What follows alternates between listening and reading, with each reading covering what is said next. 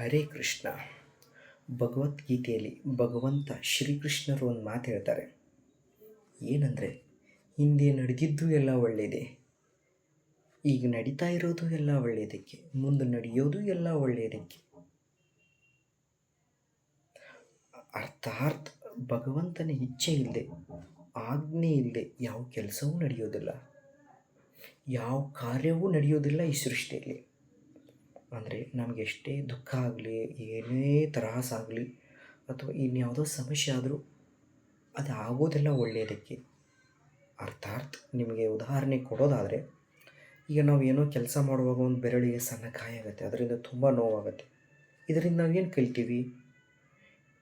ಇನ್ನೊಮ್ಮೆ ಯಾವ ಕೆಲಸ ಮಾಡಬೇಕಾದ್ರೆ ಆವಾಗ ಸರಿಯಾಗಿ ಆ ಕಡೆ ಈ ಕಡೆ ಎಲ್ಲ ಕಡೆ ನಮ್ಮ ಜ್ಞಾನವನ್ನು ಕೊಟ್ಟು, ಗಮನ ಕೊಟ್ಟು ಸರಿಯಾದ ರೀತಿಯಲ್ಲಿ ಕೆಲಸ ಮಾಡ್ತೀವಿ. ಅಂದರೆ ಇವತ್ತು ಬೆರಳಿಗಾಗಿದೆ, ನಾಳೆ ನಮ್ಮ ಕೈಗಾಗ್ಬೋದು, ಅಥವಾ ಇನ್ಯಾವ ಅಂಗಕ್ಕಾಗ್ಬೋದು. ಬೆರಳು ಹೆಚ್ಚು, ಕೈ ಹೆಚ್ಚು. ಒಂದು ತುತ್ತು ಅನ್ನ ಹೆಚ್ಚು, ಒಂದು ತಟ್ಟೆ ಅನ್ನ ಹೆಚ್ಚು. ಹಾಗೆ ಇವತ್ತು ಸಣ್ಣದಾಗಿ ಆಗಿರೋ ಗಾಯನ ಮುಂದೆ ದೊಡ್ಡ ಅಂಗಕ್ಕಾಗಬಾರ್ದು ಅನ್ನೋ ಉದ್ದೇಶದಿಂದ ಅದರಿಂದ ಒಂದು ಪಾಠ ಕಲಿತು